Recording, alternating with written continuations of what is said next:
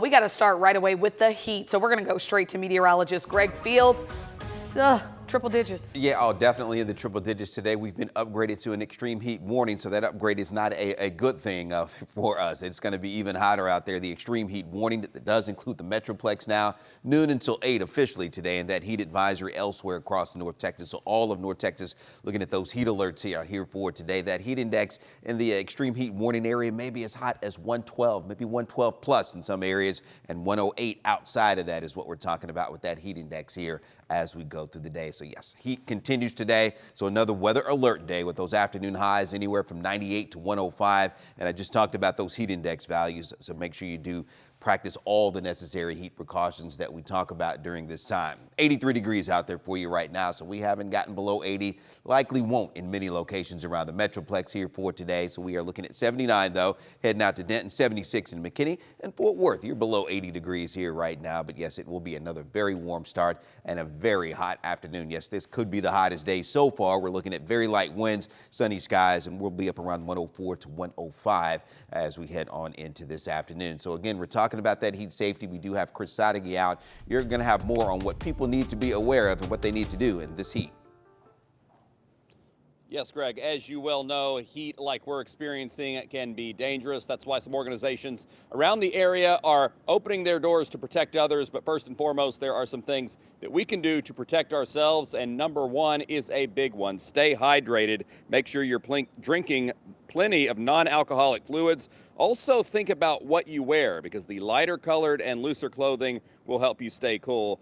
Beware of the signs of heat-related illness. Nausea, headaches, dizziness, and a fast or weak pulse are signs you need to get out of the sun and find a place to cool down.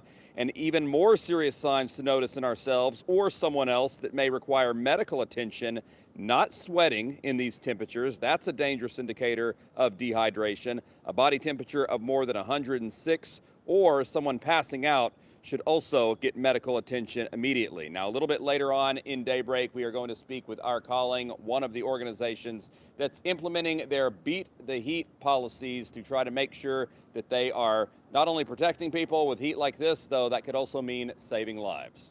Matt and Dia, back to you. All right, thank you so much, Chris. Don't forget you can find the temperatures and live radar any time of day on our streaming app. Scan the QR code on your screen to learn how to download it for free. Now let's get to traffic anchor Erica Lopez for our first check of the roads. Good morning. Good morning. Yeah, right now we're actually kicking things off good and quiet.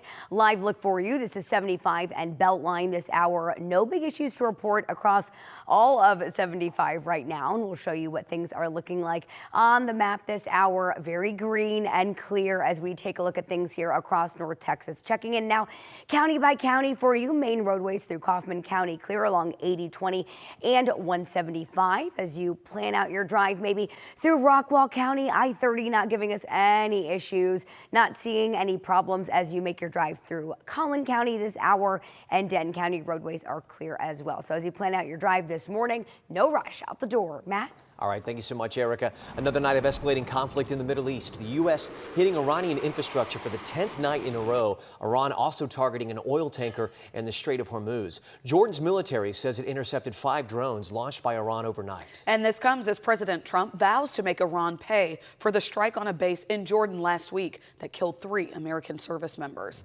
The U.S. military says Carrollton native Private Isabella Gonzalez was among them, killed by an Iranian missile and drone strike. It also identified the other First Lieutenant, Tyler James Feehan of Hawaii. Private Gonzalez just graduated from Hebron High School last year. I love her so much. She was such an amazing person. I couldn't imagine high school without her. I'm never gonna forget her, and I miss her so much. Governor Abbott wrote Monday that Isabella's courage and sacrifice represent the very best of Texas. Louisville ISD wrote they are heartbroken by her loss. Funeral plans have not been announced. Still ahead this morning, we'll have a live report from the region. ABC's Chief Global Affairs Correspondent Martha Raddatz will join us from Jordan with the latest on the conflict and any potential path forward. That's going to be at 6:30. Of course, the conflict has created issues for global oil markets, pushing up gas prices. The national average price per gallon is back above $4 again, up nearly $1 from last year. In Texas, we're still paying well below that at $3.62, but that's up 4 cents from just yesterday, according to AAA.